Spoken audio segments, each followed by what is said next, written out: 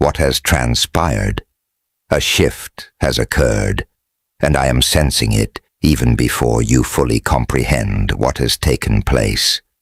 Your skin has a different quality to it. Your energy has moved. Something fundamental in your presence has altered. Yet that is not what they are consciously picking up on. That is not the reason people's gaze lingers just a second too long when you walk into a room. That is not why their breathing hitches for a moment. Something entirely different has awakened. You have grown magnetic. Here is what truly transpired, and I'm going to share it with you, right in the opening 30 seconds, because you deserve to understand. You did not become appealing because you went out and fixed your flaws. You became appealing because you finally quit trying so hard to be appealing. You dropped 3 burdens without even noticing it, and that effortless shift made you draw people in. Over the next few minutes, I want to take you through the 4 underlying shapes that brought this about. This isn't abstract theory, nor is it another tired checklist of 10 steps toward fake confidence.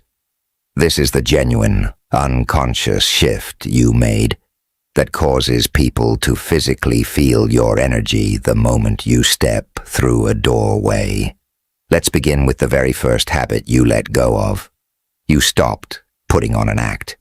Day in and day out, you had been making vastly more choices than you realized, deciding what to wear, mapping out how to present yourself, and constantly sorting through which version of your personality to put on display.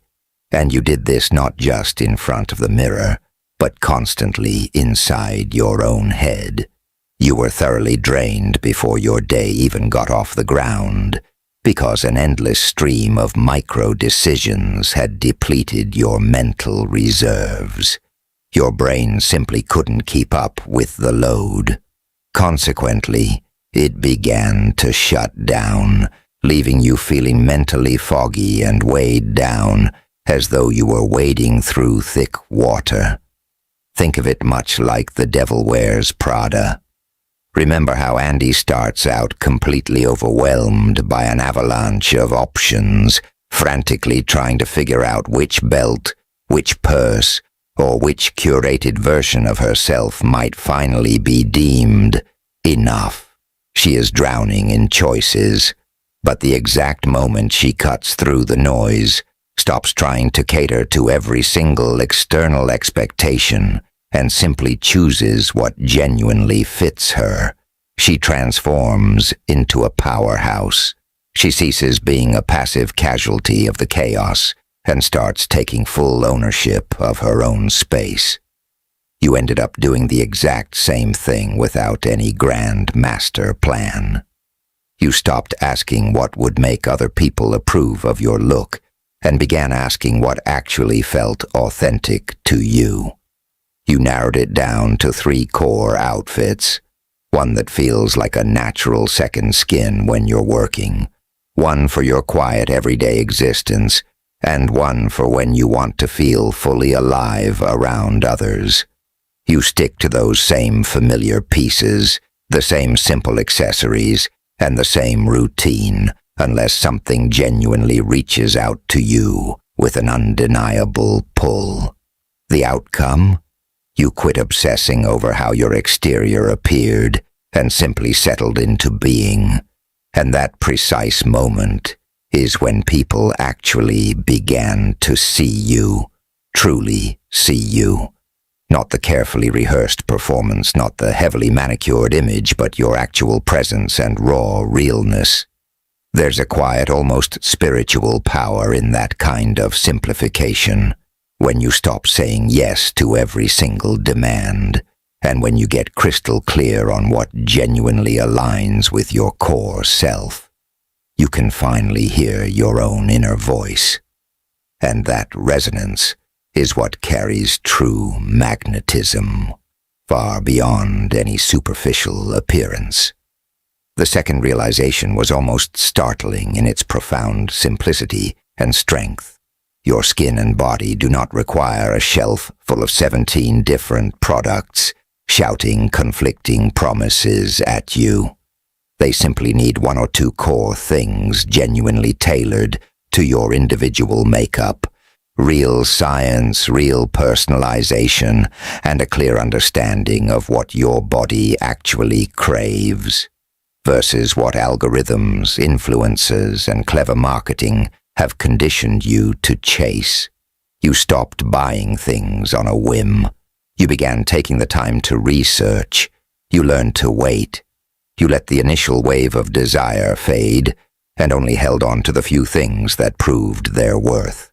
Your bathroom counter transformed from a zone of cluttered chaos into an oasis of calm, and somehow that external tidiness bled inward to create deep, internal peace.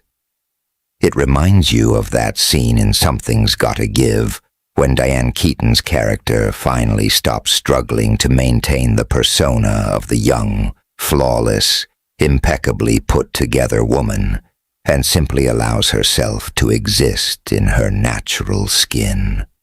Reading, writing, wearing her reading glasses, and just being. In that instant, she isn't merely attractive. She becomes completely unforgettable because she stopped treating her body like a broken problem that needed fixing and started treating it like a comfortable home to live in.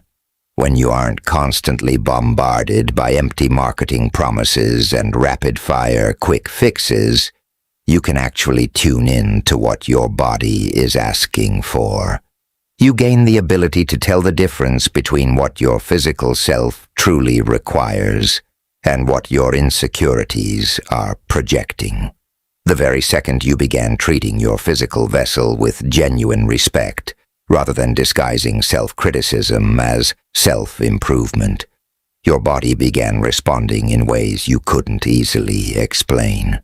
Your complexion cleared up.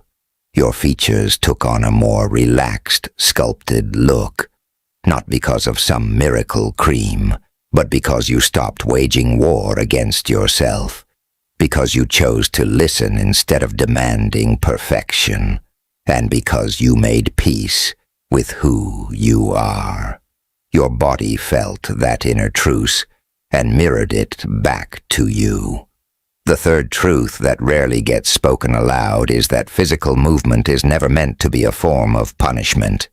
It isn't about forcing your frame into some unrealistic, idealized mold.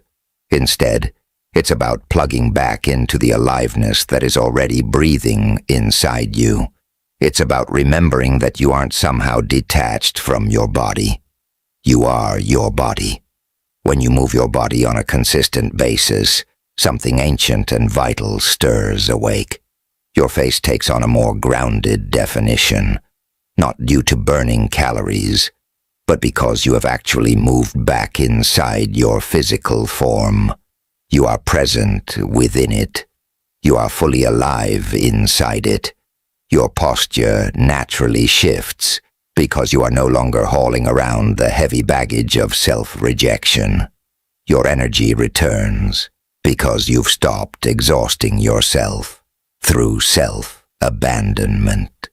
Think back to that memorable sequence in Under the Tuscan Sun, where Diane Lane's character starts sprinting through the open fields, not as a harsh weight loss penalty, not to train for an event, but purely because she feels so much surging life inside her chest that she simply has to move it through her limbs. That right there is the essence of it. That is the real medicine. Movement transforms into a physical declaration stating, "I am here, I am alive, and I refuse to apologize for taking up space in this world."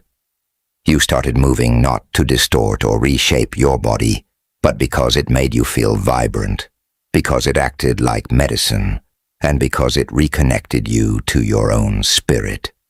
And as that aliveness grew, Everything about your external expression began to shift. The radiant glow people always talk about doesn't stem from a bottle of serum. It radiates outward from someone who is truly present in their own existence, who feels their own pulse, and who has finally called a truce with themselves. The fourth realization centered on building spaces of deep ease rather than forcing constant, exhausting effort.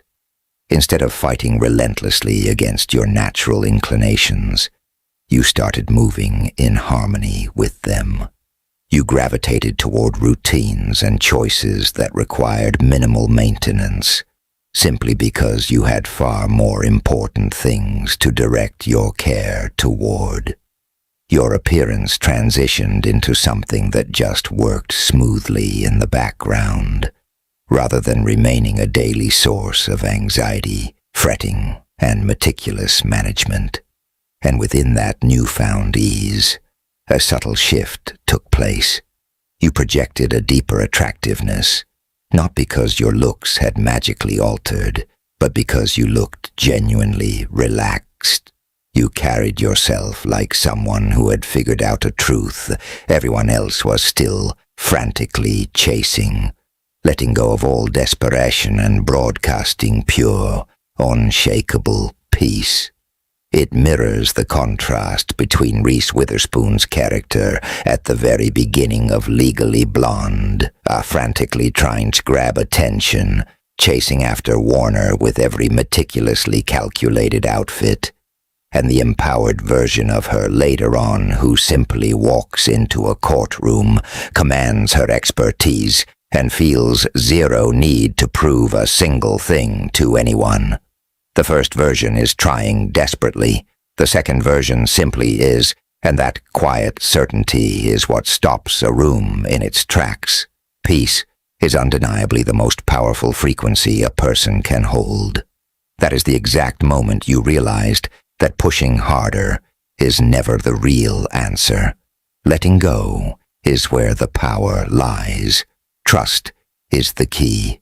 Understanding that the second you stop forcing outcomes, stop gripping the steering wheel of control so tightly, and stop demanding that your identity morph into something more palatable to others, is precisely when you become acceptable. That is when true magnetism takes hold. Next came the breakthrough regarding confidence, and this is where the entire process took on an almost alchemical quality. This is where you began to grasp that you were practicing a very real kind of personal magic. You had observed individuals who moved through life as if they were entirely untouchable, and you finally realized they weren't handed that armor at birth. They constructed it piece by piece. They generated real momentum.